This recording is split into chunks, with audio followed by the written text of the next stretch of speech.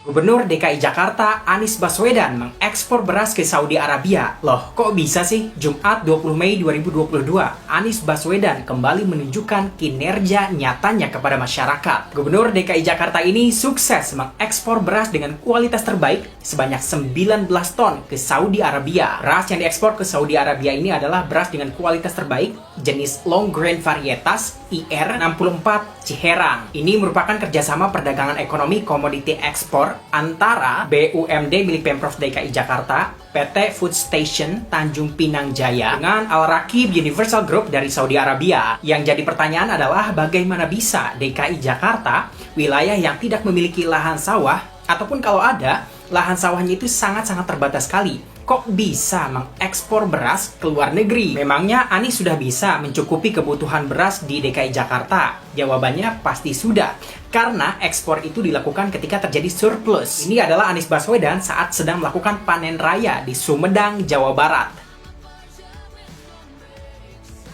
Dan ini adalah Anies Baswedan saat sedang panen raya di Cilacap, Jawa Tengah. Dan kalian wajib tahu nih, sejak tahun 2018 silam, Pemprov DKI Jakarta melalui perusahaan BUMD-nya yaitu PT Food Station Tanjung Pinang Jaya sudah menjalin kerjasama dengan gabungan ataupun kelompok-kelompok tani di beberapa wilayah di Indonesia. Dari mulai Karawang, Subang, Indramayu, Sumedang, Demak, Sidoarjo, Sragen, Cilacap, hingga Lampung. Bahkan hingga tahun 2021 silam tercatat BUMD milik Pemprov DKI Jakarta PT Food Station diketahui telah mengelola seluas 6.210 hektar sawah di wilayah-wilayah tersebut.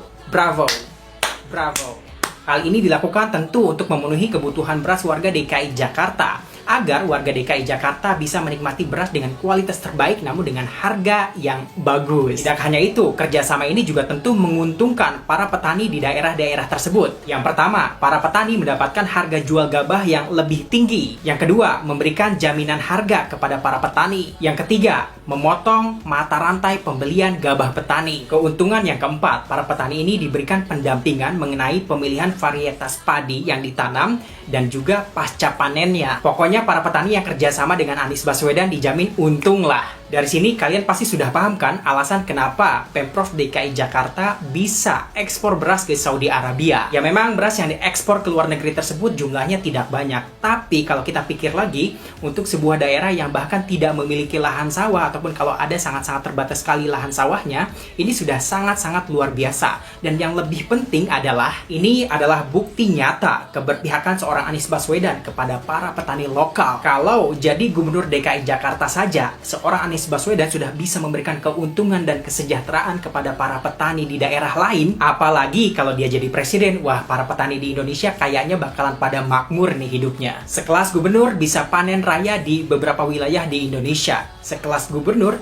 bisa ekspor beras ke luar negeri. Itu kan harusnya kerjaan presiden. Gak heran kan kalau banyak orang yang bilang kalau Anies Baswedan itu adalah gubernur rasa presiden. Setelah melihat fakta ini, apakah kalian masih berpikir jika seorang Anies Baswedan tidak memiliki prestasi